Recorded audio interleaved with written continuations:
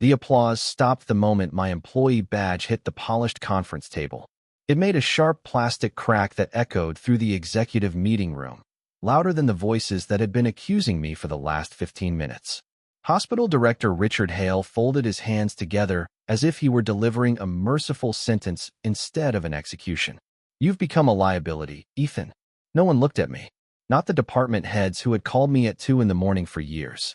Not the chief surgeon whose operating rooms somehow never lost power during citywide outages. Not the emergency coordinator who had begged me to stay overnight every winter storm. Their silence felt rehearsed. Richard slid a thin folder across the table. Gross negligence. I glanced at the documents. Photographs. Shredded notebooks. Coffee stains across years of handwritten maintenance diagrams. My research. Every undocumented workaround that kept our aging emergency infrastructure alive. Destroyed. "I never authorized their disposal," I said quietly. Richard smiled. "You shouldn't have kept hospital information in personal notebooks." A few people nodded. Someone actually wrote something down, as though that sentence had transformed vandalism into policy. I looked at the shredded pages again. Hundreds of nights. Thousands of observations. Every shortcut discovered after equipment failures. Every forgotten valve hidden behind walls built 30 years ago. Every generator synchronization sequence manufacturers no longer supported. Things no manual contained. Things only experience could teach. Richard leaned back. "You've been impossible to manage lately." Impossible. Because I had refused to falsify inspection reports. Because I had documented failing backup systems. Because I had insisted the emergency wing needed immediate replacement of its aging transfer switches. Those reports had disappeared, just like my notebooks. "We've decided," Richard continued, "that today will be your final day." His assistant placed a termination agreement beside the folder. I'd advise signing. Around the table, relief spread across familiar faces. Not relief because I deserved dismissal. Relief because someone else had become the sacrifice. I picked up the pen. The room waited. Richard expected an argument. The legal advisor expected threats. Security waited outside the door. Instead, I signed, without reading another word. The pen barely hesitated. My signature flowed naturally across the paper. Richard blinked. "That's it." I stood. "That's it. You aren't going to defend yourself?" I slid the pen back toward him. "I don't need to." Confusion flickered across his face. It lasted only a second. Then satisfaction replaced it. "I hope you've learned something." I met his eyes. "I have." He mistook that answer for surrender. That was his first mistake. The security guard assigned to escort me downstairs looked more uncomfortable than I did. "Mr. Carter." Ethan, this doesn't seem right." "It rarely does." He carried my cardboard box while I walked beside him. Inside it were a coffee mug, 2 books, an old flashlight, and a family photograph. Nothing else. Years of service reduced to less than 10 pounds. As we crossed the emergency wing, nurses stopped working long enough to stare. One of them hurried over. Lena. She was the youngest charge nurse in the department. Brilliant. Exhausted. Always honest. "They're really letting you go?" "It appears so. But the backup systems." I shook my head. She understood immediately. Not because I explained. Because she had watched me repair invisible disasters for 6 years. She lowered her voice. "They don't know." "No. They really don't know." I smiled. "No." Fear replaced disbelief in her eyes. She whispered, "Should I tell someone?" I looked through the glass toward the trauma bays. Patients. Doctors. Stretchers. Machines humming peacefully. Everything appeared normal. For now. "No. You could stop this." "I already tried." She stared at me. "When?" "For 5 years." She had no answer. Neither did I. Outside, cold rain coated the hospital parking lot. The security guard handed me the box. "I'm sorry. You didn't fire me." "No. You just walked me to the door." He nodded awkwardly. As I reached my truck, my phone vibrated. Unknown number. I answered. "Ethan Carter?" "Yes." "My name is Grace Morgan. I'm with the State Medical Infrastructure Review Board." "Interesting. I've been trying to schedule an inspection. They canceled twice." "I know." She paused. "Someone inside your hospital keeps refusing access." I looked back at the towering building. Richard's office overlooked the emergency entrance. His lights were already on. Watching. "I don't work there anymore." Silence. "What happened?" "I was terminated 23 minutes ago." Another silence. Longer this time. Would you be willing to tell me why? I watched rain slide down my windshield. Not over the phone. Whenever the hospital no longer owns my time. Tomorrow. Tomorrow. As I ended the call, another message appeared. Lena. One sentence. They're celebrating upstairs. I stared at it. Then locked the phone. Let them celebrate. Some victories arrived before the consequences. Others invited them. I started the engine and drove away without looking back. For the first time in 12 years. No one could call me back. And that terrified the people who actually understood how the hospital survived. The first morning after my dismissal, I woke before sunrise out of habit. My phone was silent. No frantic maintenance alerts. No overnight equipment failures.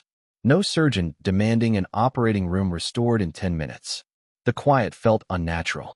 I brewed coffee and sat on my porch while rain drifted through the gray morning. For years, I had believed responsibility meant answering every call. Now the responsibility belonged to someone else, whether they realized it or not. At precisely 8:30, Grace Morgan arrived in a dark government sedan. She stepped out carrying a waterproof briefcase instead of an umbrella. Practical. I respected that.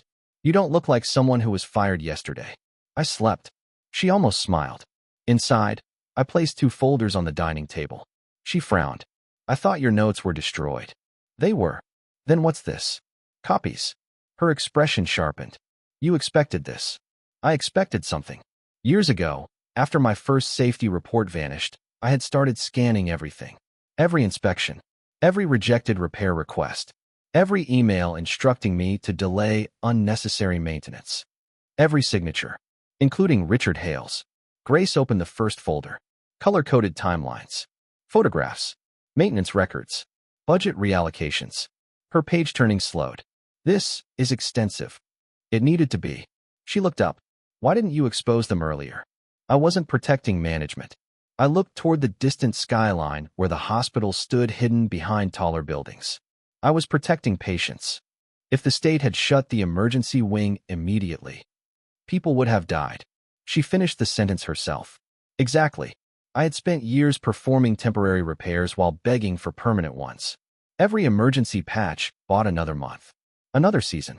Another budget meeting. Management loved temporary miracles. Permanent solutions were expensive. Temporary heroes were cheaper. Until they disappeared. Grace closed the folder. What happens now? I answered honestly. I don't know. She studied me for several seconds. I think you do. I didn't respond. Because I wasn't certain. I only knew mathematics. Aging electrical systems. Ignored corrosion. Overloaded transfer switches. Deferred maintenance. Consequences. Machines didn't care about politics. Eventually, they simply failed. At the hospital, celebration had already turned into irritation. I knew because Lena called during her lunch break. They replaced you. Already. 3 people. I laughed softly. 3. They've got 1 electrical contractor, 1 facilities supervisor from another campus, and Richard's nephew. His nephew? He has a business degree. I closed my eyes. He thinks generators are basically giant batteries. That almost made me laugh. Almost. They're asking where the synchronization map is. I don't know. You do. I did. Ethan. They destroyed my notebooks. Silence. Finally she whispered, right. Anything else? She hesitated. The emergency transfer panel alarm activated twice this morning. My fingers tightened around the coffee mug. Did they reset it? They ignored it. Of course they did. Alarms without understanding became background noise. Until they didn't. Monitor trauma rooms, 3 through 6. Why? The secondary ventilation circuit shares the same aging feed. She inhaled sharply. How do you remember all this? Because no one else had to. Another silence. Then, I miss having you here. I looked out the window. So do the machines. That afternoon, Director Richard Hale stood before local reporters announcing a new era of modernized operational efficiency. I watched the interview online. He smiled confidently. Our infrastructure has never been stronger. I muted the television. Some lies deserve no audience. At 6:47 p.m., my phone rang again. Lena. This time she wasn't whispering. People shouted behind her. Ethan, what happened? The emergency wing just lost half its backup lighting. My heartbeat remained steady. Is the main grid still active? For now. The transfer switch. Flashing red. I stood. Not because I intended to return, Because habit still moved faster than thought. They're asking if you'll come. I walked to the window instead of my truck. Outside, thunder rolled across the darkening sky. No, they're begging. I don't work there. They're saying patience. I warned them. Her breathing shook. I know. I closed my eyes. I know you do. A loud metallic bang echoed through her phone. Someone screamed. Then another voice shouted. Director, the emergency panel just failed. Footsteps. Running. Orders. Confusion. Lena came back on the line. They don't know what to do. I stared into the gathering storm. For 12 years, I had run toward every crisis. Every fire. Every flood. Every blackout. Every impossible deadline. Always believing sacrifice could replace accountability. Today, I stayed where I was. Not because I wanted revenge. Because walking back through those doors would teach them the same lesson they had already ignored. That one person could always save them. No, not anymore. On the other end of the phone, alarms began multiplying. One, then another, then a chorus. Lena's voice broke. The whole emergency wing is switching to backup. The line went dead. The lights inside my own house flickered once, then steadied. Far across the city, a faint orange glow pulsed against the clouds where the hospital stood. I whispered into the empty room. You should have listened. And for the first time since I signed my termination papers, no one was coming to save them. The television broke the silence before my phone did. Breaking news. The red banner stretched across the bottom of the screen. Partial power failure forces emergency diversions at St. Matthew Medical Center. The camera showed ambulances lined up outside the emergency entrance. Flashing lights painted the rain-soaked pavement in alternating shades of blue and red. A reporter stood beneath an umbrella, struggling to speak over the chaos. Hospital officials insist the situation is under control. I muted the television again. They always said that first. My phone vibrated. Grace, I assume you've seen the news. Yes. It isn't just lighting. I know. You know? The transfer switch finally gave up. She inhaled sharply. How can you be so certain? Because it was already failing last winter. You reported it? 6 times. She was silent. Then she asked the question I knew would come. Will people die? I closed my eyes. I hope not. Hope. It wasn't a strategy, but it was all I had left to offer. 3 hours later, another call came. This time the number belonged to someone I hadn't heard from in months. Dr. Samuel Brooks, Chief of Emergency Medicine, a man who had once told the board that I was replaceable. I let it ring twice before answering. Ethan. His voice sounded 10 years older. We need you. No, you haven't even heard. I heard enough yesterday. A heavy silence followed. Finally, he lowered his voice. I made a mistake. I remembered standing outside operating room for 18 months earlier. He had watched Richard reject my emergency replacement request. Instead of supporting me, he had looked away. That memory answered for me. No, Ethan, I'm not employed by the hospital. We'll rehire you. No, we'll double your salary. No, you can name your own position. I leaned against the kitchen counter. This isn't about money. Then what? You had 12 years to listen. His breathing grew uneven. The generators won't synchronize. I know. We've brought in 4 contractors. I know. They're saying the electrical layout doesn't match the blueprints. It doesn't. Why? Because the hospital expanded 6 times. And I rewired sections during emergencies. So where are the updated diagrams?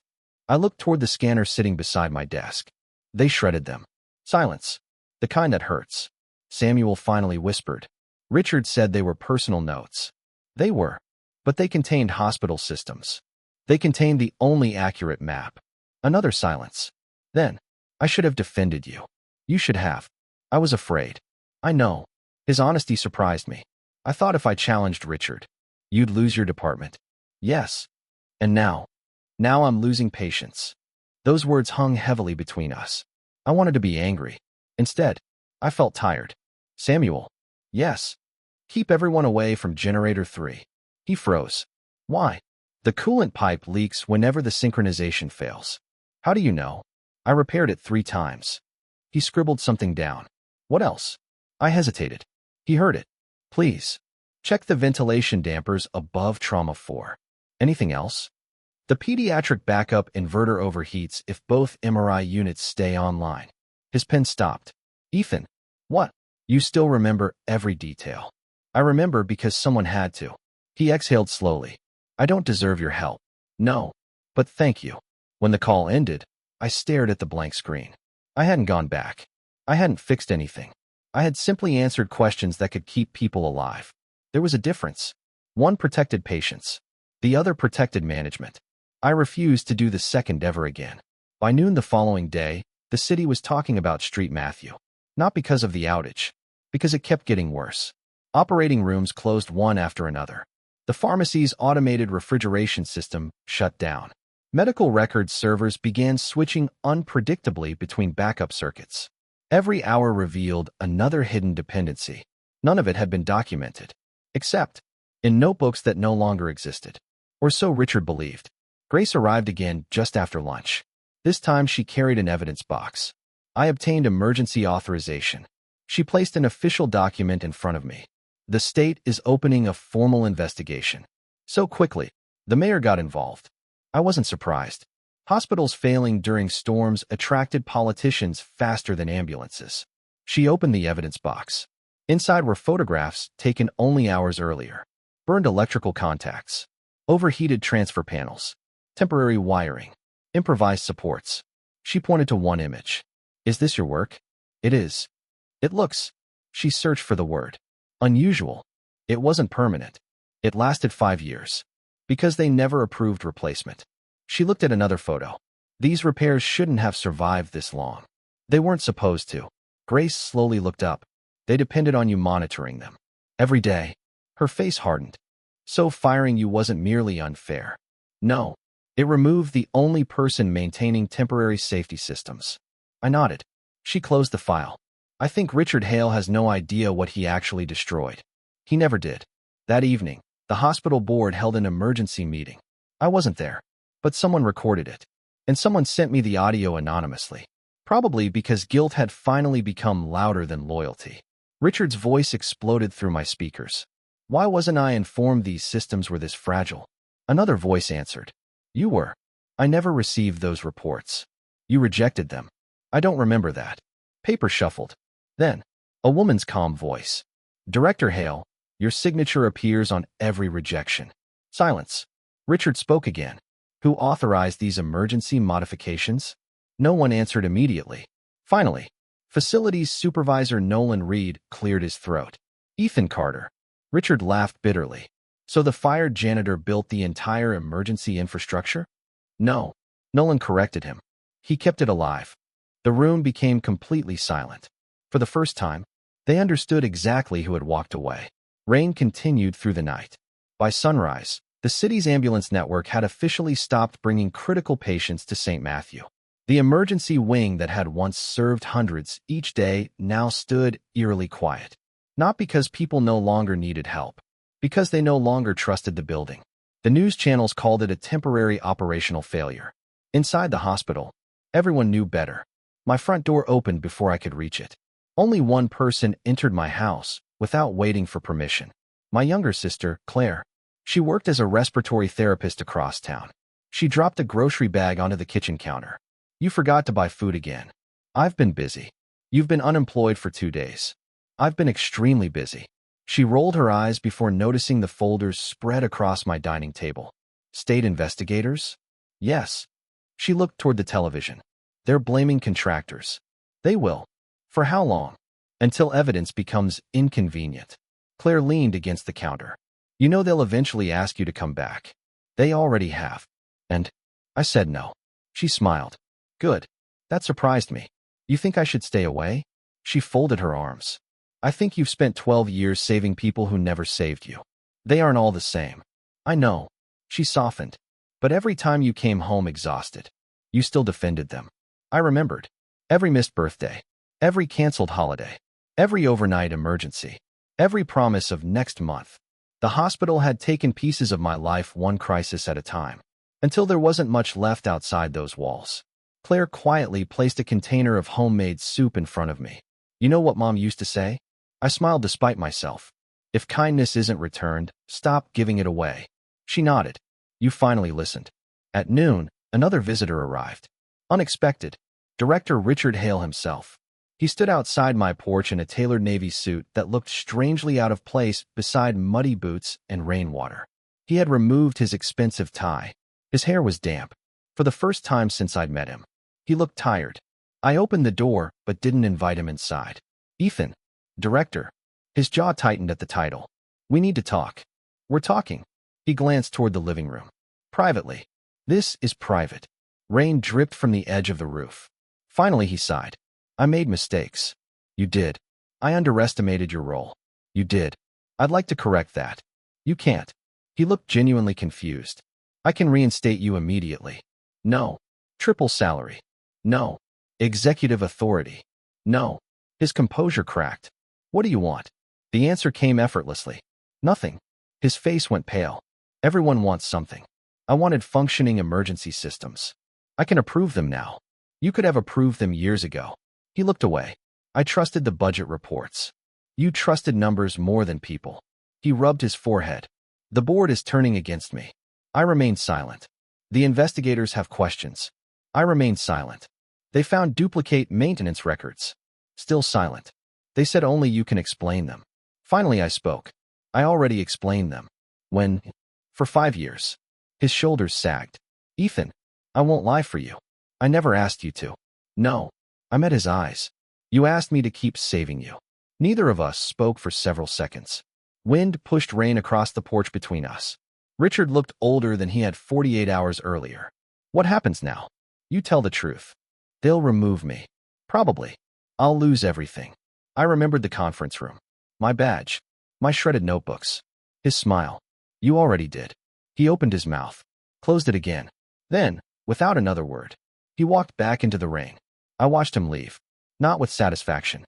Not with hatred. Only with the strange calm that comes when consequences finally catch up to choices. My phone buzzed before his car reached the end of the driveway. Grace. They found security footage. Of what? Your notebooks.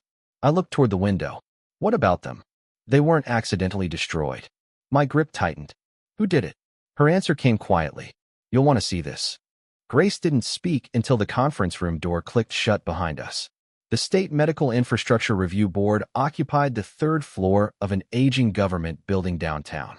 The room was plain, gray walls, a long oak table, a projector humming softly. No hospital executives. No lawyers. Just evidence. Grace slid a flash drive across the table. We recovered this from the hospital's security server. Recovered. It had been deleted. I looked at her. And restored. She nodded once. The timing is interesting. The projector lit up. A timestamp appeared. 3 days before my termination. The camera overlooked the maintenance office. I watched myself leave the room carrying a toolbox. 30 seconds later, Richard Hale entered with Facilities Administrator Mark Ellis. Richard looked around carefully before unlocking my filing cabinet. Mark hesitated. Director, are you sure? Even through muted surveillance footage, I could read the nervousness in his posture. Richard pulled out my notebooks. 6 thick binders. Years of work. He flipped through several pages. His expression shifted from annoyance to irritation. He said something. The audio had been recovered separately. Grace pressed another button. Richard's voice filled the room. If these records exist, the inspectors will ask why we ignored them. Mark answered quietly. But they're maintenance documentation. They're a liability. What if Ethan asks? He won't. Richard stacked the notebooks. Dispose of them. Mark swallowed. Shouldn't we archive them? Richard looked directly at him. I gave you an instruction. The footage continued. Mark carried the notebooks away. Not to archives. Not to storage. To the industrial shredder. The machine swallowed 12 years of handwritten knowledge 1 page at a time. I watched without blinking. Grace watched me instead. I expected you to be angry. I already was. No. She shook her head gently. I mean now. I leaned back. Seeing proof doesn't create pain. It confirms it. She nodded slowly. I've interviewed hundreds of people. And I've never seen someone this calm. I thought about that. I'm not calm. No. I'm finished. There was a difference. By afternoon, investigators began interviewing hospital staff. One after another. Some defended Richard. Some protected themselves. A few finally told the truth. The most surprising witness was Nolan Reed, the same facility's supervisor who had corrected Richard during the emergency meeting. Grace called me afterward. You were right about him. Nolan. He tried to stop the destruction. I frowned. He did. He signed an objection. Why didn't I know? It never reached you. She emailed me the scanned document. There it was. I object to the disposal of Mr. Carter's engineering documentation. The hospital currently relies upon undocumented emergency modifications. Removal of these records creates unacceptable operational risk. Signed, Nolan Reed. Rejected. By Richard Hale. I stared at the page for a long time. Not everyone had stayed silent. Some had simply lost. Late that evening, another unexpected knock echoed through my front door. Nolan stood outside. He looked exhausted. I wasn't sure you'd see me. I wasn't sure either. He gave a tired smile. I deserve that. I stepped aside. Come in. He remained standing near the entrance. I owe you an apology. You don't owe me anything. I do. He looked around awkwardly. I should have fought harder. You tried. His eyebrows lifted. You know, I saw your objection. He looked genuinely stunned. They showed you. Today. He lowered his head. I thought if I documented everything, it would matter. Yes. It usually doesn't. We shared a quiet laugh that wasn't really laughter. Nolan rubbed the back of his neck. I brought something. He handed me a weathered cardboard tube. Inside was a rolled electrical blueprint. I found this behind a storage cabinet. I carefully unrolled it across the dining table. It wasn't one of my notebooks. It was older. Far older. The hospital's original emergency electrical design from nearly 40 years earlier. Covered with handwritten notes. Not mine. Another engineer's. Several passages were circled in red. One sentence immediately caught my attention. Emergency expansion completed without updating municipal records. Another note. Future modifications undocumented by board instruction. I looked up. Where did you find this? It was hidden inside a wall during renovation.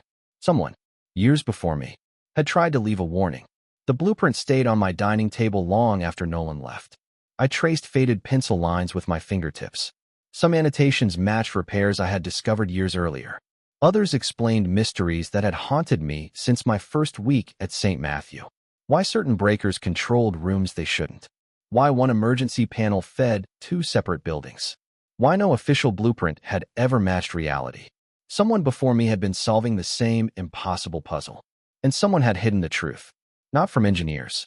From administrators. I suddenly understood why. Accurate records would have forced expensive reconstruction. False records only required optimistic meetings. The next morning, Grace returned with coffee instead of files. I thought you might need this. I won't argue.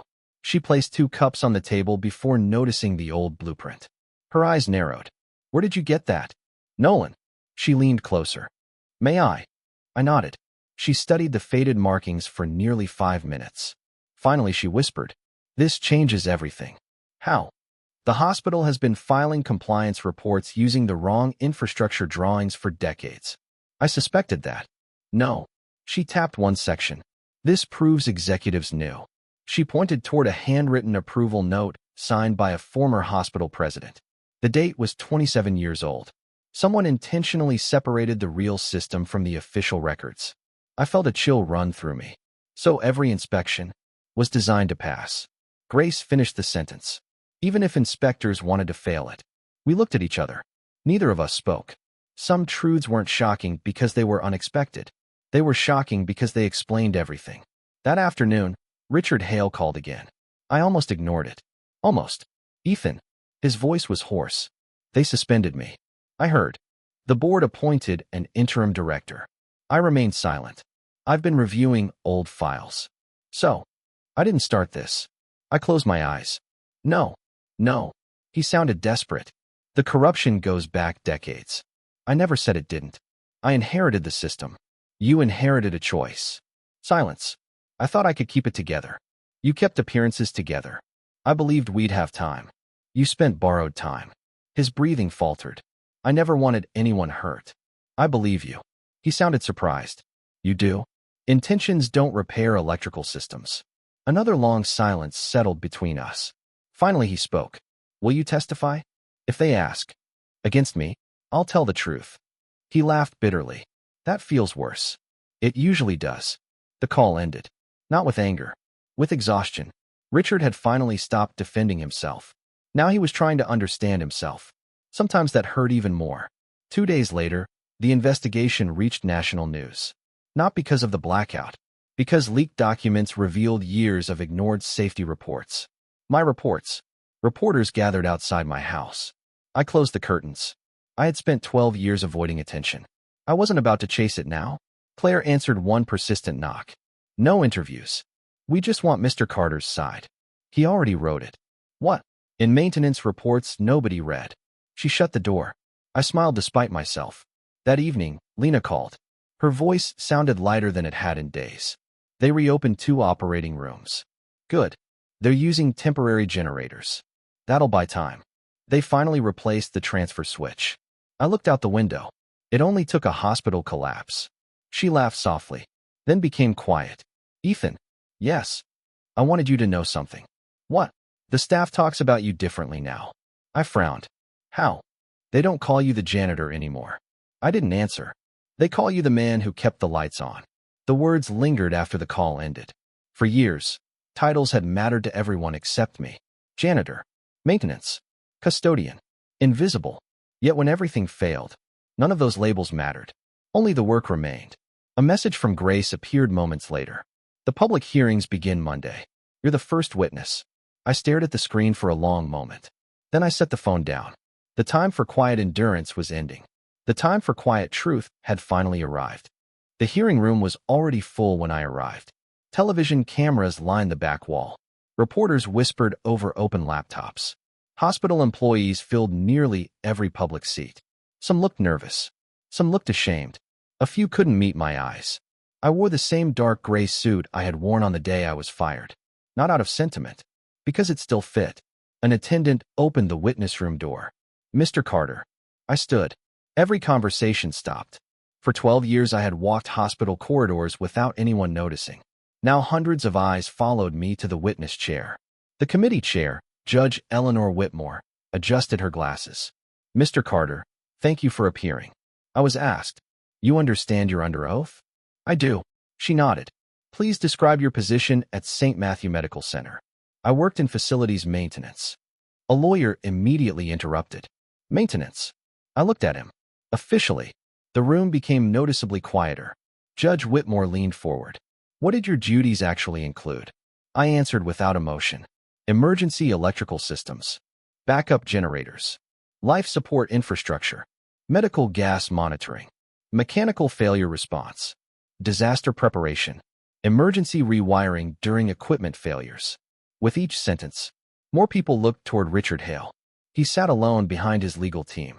His shoulders remained perfectly straight. Only his hands betrayed him. They trembled. Grace approached the evidence screen. Permission to display Exhibit 21. Granted. The projector illuminated one of my maintenance reports. The first page carried Richard Hale's signature. Across the bottom, request denied. Grace spoke calmly. Mr. Carter, what would approval of this request have accomplished? Replacement of the primary emergency transfer switch. What eventually failed? The primary emergency transfer switch. A murmur spread through the audience. She displayed another report. Another denial. Then another. Then another. 27 in total. Each describing a different critical weakness. Each rejected. The committee chair slowly removed her glasses. Director Hale. Richard stood. Yes, Madam Chair. Did you read these reports? His attorney immediately rose. Objection. Overruled. Richard swallowed. I received many reports. Did you read these? I relied on summaries. Grace asked the next question. Who prepared those summaries? Richard hesitated. Administrative staff. Were they engineers? No. Were they qualified to evaluate emergency electrical infrastructure? No. Silence filled the room. Sometimes a single word carried more weight than an entire speech. The committee called Nolan Reed next. He looked uncomfortable in his suit. He always had. Grace handed him the objection letter. Did you write this? Yes. Why? Because destroying Ethan's notebooks frightened me. Why? They weren't notes. What were they? He looked directly at the committee. They were the real operating manual. The audience shifted. Someone quietly gasped. Nolan continued. The official blueprints hadn't matched reality for years. How did work continue? Ethan remembered everything. The committee chair frowned. Everything. Nolan nodded. If a circuit failed, he knew where it actually ran. If a generator stopped, he knew which undocumented modification would keep ventilators running. If floodwater entered the basement, he already knew which pumps would fail first. The chair looked toward me. You memorized all of that? I had to. Why? Because no one else did. Richard's attorney stood. Mr. Carter. Yes. You've portrayed yourself as indispensable. I haven't. Yet you're suggesting the hospital depended entirely on you. No. I folded my hands calmly. The hospital depended on maintenance.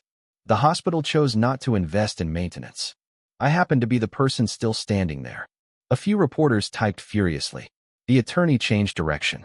If you possessed copies of your notes. I did. Why didn't you immediately provide them after your termination?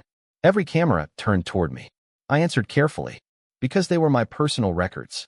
But they could have helped. They also contained years of ignored warnings. He smiled. So you withheld them. I met his eyes. No. I refused to protect the people who destroyed the originals. The attorney opened his mouth. Nothing came out. Judge Whitmore quietly wrote something in her notebook.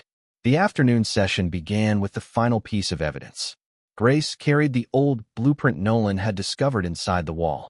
She placed it beneath a document camera. The faded paper filled the large screen behind the committee. Judge Whitmore leaned closer. What is this? Grace answered. The original emergency infrastructure drawing. The genuine one. Not the version submitted to regulators. A ripple moved through the room. Richard stared at the blueprint as though seeing it for the first time. Grace pointed toward the handwritten annotations. These notes were written nearly 3 decades ago. She enlarged one sentence. Board instructed official records remain unchanged. The courtroom fell completely silent.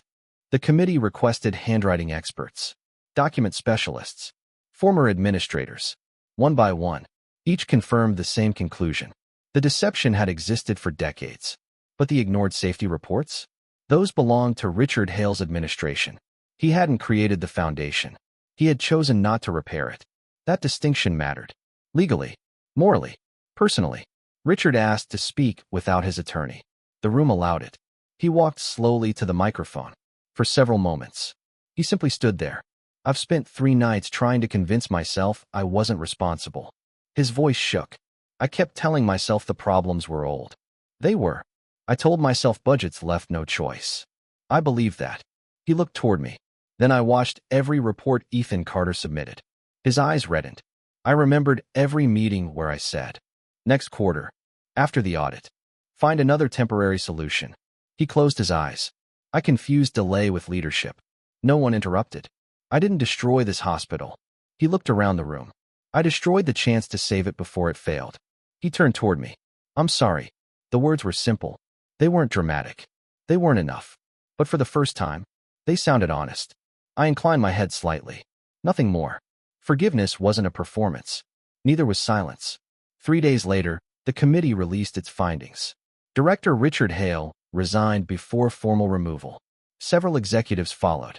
Criminal charges were recommended against 2 former administrators responsible for falsifying inspection records. Civil penalties reached amounts that made national headlines. The state approved a complete reconstruction of St. Matthew's emergency infrastructure. Not temporary repairs. Not patch solutions. A new beginning. A week later, I returned to the hospital. Not as an employee. As a visitor. Construction barriers surrounded the emergency wing. Walls had been opened. Ceilings removed. Miles of old wiring hung exposed like veins finally brought into the light. Lena spotted me first. She hurried across the corridor. I almost didn't recognize you. I look that different. You look. She searched for the right word. Rested. I laughed. I've been sleeping. You deserve that. We walked quietly through the construction zone. Young engineers stood around one of the opened electrical panels, studying it with puzzled expressions. One of them looked up. Excuse me. Are you Ethan Carter? I am. The engineer smiled sheepishly. We've been using your reports. My reports. They're teaching us why every shortcut eventually becomes a disaster. I looked at the exposed wiring. For years, those lessons had lived only inside my head. Now, they belong to everyone.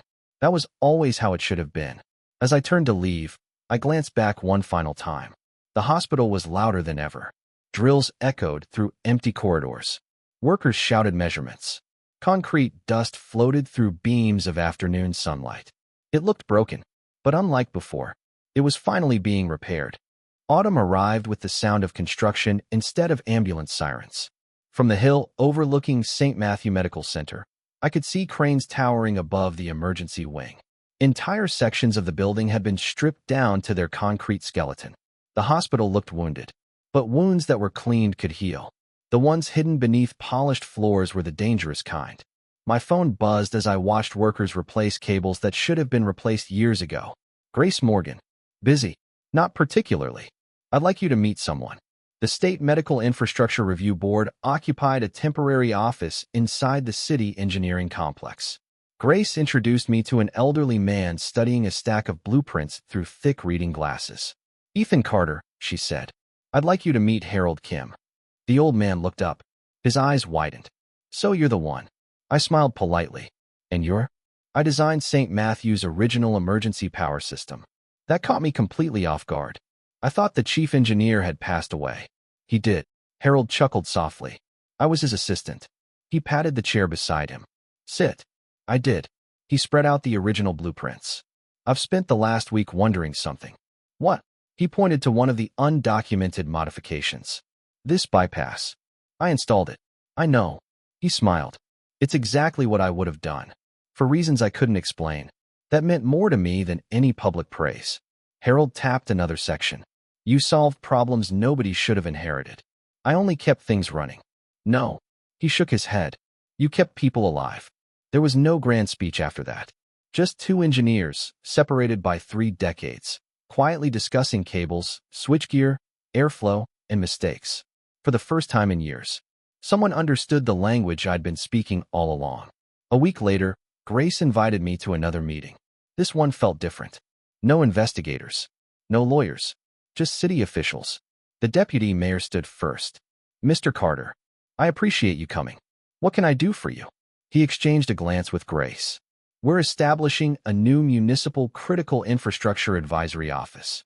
I frowned. I've never heard of it. It didn't exist until yesterday. He slid a proposal across the table. We'd like you to lead it. I didn't touch the document. What exactly would I do? Inspect hospitals. Train maintenance teams. Develop documentation standards. Ensure no public facility ever depends entirely on one person's memory again. I looked at Grace. She simply smiled. The irony wasn't lost on me. For 12 years, I had been invisible. Now they wanted me to make sure no one like me would ever have to exist again. When do you need an answer? The deputy mayor smiled. We'd prefer today. That evening I sat on my porch with Claire. She stirred sugar into her tea while pretending not to stare at the proposal in my lap. So what? You're thinking too loudly. I laughed.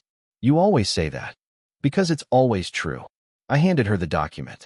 She read it carefully, then looked back at me. What's stopping you? I don't want another place to depend on me. They aren't asking for that. She pointed to the proposal. They're asking you to build systems, not save them. I hadn't looked at it that way. She continued. You spent years becoming the emergency plan. Now you can make sure the emergency plan isn't a person. I leaned back in my chair. The evening breeze carried the distant sounds of construction from the hospital. For the first time, the future didn't feel like another crisis waiting to happen. It felt like a choice. I accepted the position 3 days later. The office they gave me wasn't large. A desk, a bookshelf, a whiteboard, a window overlooking City Hall. Nothing luxurious, nothing unnecessary. On my first morning, I wrote one sentence across the whiteboard in thick black marker. If knowledge lives in one person, the system is already failing. By lunchtime, every engineer on my new team had copied it into their notebooks. Not because I ordered them to, because they understood it. The months that followed were unlike anything I'd experienced before. Instead of rushing toward emergencies, we prevented them. Instead of hiding problems, we documented them. Instead of postponing repairs, we prioritized them based on risk. Hospitals across the region slowly adopted standardized emergency documentation. Backup systems were mapped correctly. Maintenance schedules became transparent. Inspection reports could no longer disappear into locked executive offices. Every recommendation required a written response. Every rejection required a technical explanation, not a financial excuse. Grace often joked that I had become everyone's least favorite paperwork enthusiast. I considered that a compliment. One snowy afternoon, I received an invitation from Street Matthew. Not from administrators. From the maintenance department. Curious, I accepted. The emergency wing had reopened. It looked almost unfamiliar. Bright. Organized. Safe. The old transfer switch was gone. Every cable had labels. Every emergency panel contained updated diagrams. Young technicians moved confidently through clean equipment rooms. Nolan met me near the entrance. We wanted to show you something. He unlocked a cabinet. Inside hung a neatly laminated binder. Emergency Infrastructure Manual. Volume 1. Volume 2. Volume 3. Each page was detailed. Photographs. Flowcharts. Emergency procedures. Revision histories. No secrets. No undocumented shortcuts. No hidden knowledge. Nolan smiled. Nobody has to memorize the building anymore. I turned the pages slowly. Near the front was a dedication, built from the principle that no life should depend on forgotten knowledge. There were no names. None were needed. As I prepared to leave, Lena caught up with me in the hallway. You know? What? The new staff thinks hospitals have always worked like this. I smiled. Good. They'll never know how close we came. They don't have to. She nodded thoughtfully. I used to think heroes were the people running into operating rooms. And now, I think they're the people who make sure nobody has to. We stood in comfortable silence. Outside the large windows, snow drifted gently across the hospital grounds. For the first time since my dismissal, the building didn't feel like a burden. It felt like what it had always been meant to become. A place built on preparation instead of sacrifice. As I walked toward the exit, I didn't look back. Not because the past no longer mattered, but because it finally no longer needed me. Spring arrived quietly. Not with headlines. Not with scandal. Not with another emergency. The city simply worked. For the first time in years, every major hospital passed its annual infrastructure inspection without a single critical violation. When the reports landed on my desk, I read them twice. Not because I doubted them, because I wasn't used to good news lasting. A knock came at my office door. Come in. Grace stepped inside carrying a thick envelope. No investigations today, she said. I almost missed them. She laughed. I don't. She placed the envelope on my desk. What's this? The last file connected to St. Matthew. I raised an eyebrow. I thought everything was finished. It is. Then why the file? Closure. I opened it. Inside was a letter signed by the newly appointed hospital board. The first paragraph was formal. The second was surprisingly personal. Mr. Carter, our institution failed you long before it dismissed you. We confused dedication with obligation and silence with agreement. Because of your work and your refusal to continue protecting our failures, our hospital exists today. We cannot return the years you gave us. We can only promise that those years will never be wasted again. At the bottom was an invitation. Honorary dedication ceremony. Emergency Infrastructure Education Center.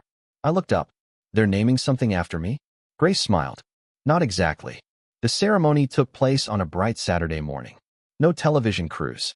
No politicians giving endless speeches. Just hospital staff. Maintenance workers.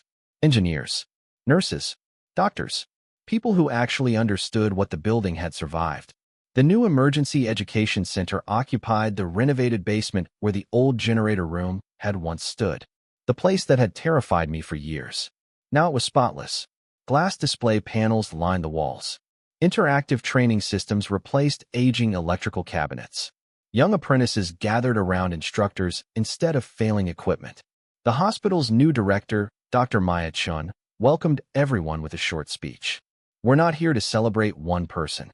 She looked toward me. We're here to celebrate a lesson. She walked to a bronze plaque covered by a dark blue cloth. With one pull, the cloth fell away. The plaque didn't bear my name. Instead, engraved across polished metal were simple words. No system should depend on one invisible person. Beneath it, in smaller letters, knowledge must be shared. Responsibility must be earned. I stared at it for several seconds. Then I quietly smiled. It was better than having my name there. Names faded. Principles lasted. After the ceremony, people slowly drifted toward the refreshment tables. Someone touched my shoulder. I turned. Richard Hale. He looked thinner. His expensive suits were gone. Instead, he wore an ordinary gray jacket. No title. No entourage. Just a man. I wasn't sure you'd speak to me. I have no reason not to. He nodded slowly. I watched the ceremony from the back. I saw. You did. I notice exits. He actually laughed. I suppose you always have. We stood side by side looking at the plaque. I've spent months thinking about that sentence. So have I. He folded his hands. I used to believe leadership meant solving problems. And now, I think leadership means making sure no single person has to. I looked at him. He wasn't asking for forgiveness. He wasn't defending himself. He was simply different. I accepted a teaching position, he said, at a business school. I raised an eyebrow. What do you teach? He smiled weakly. Failure. That answer surprised me. I tell executives how easy it is to mistake delayed consequences for successful decisions. Neither of us spoke for a while. Finally, he extended his hand. Thank you. I shook it. Not because everything had been forgiven. Because everything had finally been understood. 1 year later, the city experienced the largest storm in decades. Rain battered rooftops. Power lines collapsed beneath fierce winds. Neighborhood after neighborhood disappeared into darkness. Emergency alerts flooded every news channel. My office received dozens of status updates each hour. I watched colored indicators spread across the regional infrastructure map. Green, green, green. Every hospital remained operational.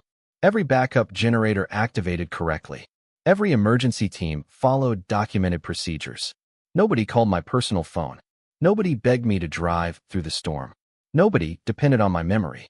I leaned back in my chair. For the first time in my career, that felt like success. The storm finally ended just before dawn. Sunlight broke through scattered clouds. Grace walked into my office holding 2 coffees. I have disappointing news. Oh, no disasters. I accepted the coffee. Terrible. She laughed. I knew you'd appreciate that. She looked toward the monitoring screens. You know? What?